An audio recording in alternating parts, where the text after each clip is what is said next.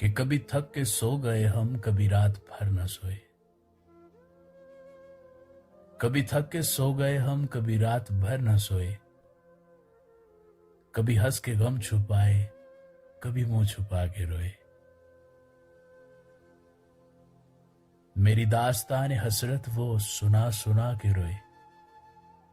مجھے آزمانے والے مجھے آزما کے روئے۔ شب غم کی آپ بیتی جو سنائی انجمن میں،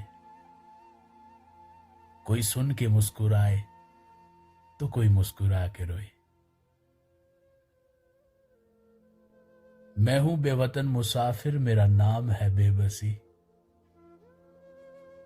میرا کوئی بھی نہیں یہاں جو گلے لگا کے روئے۔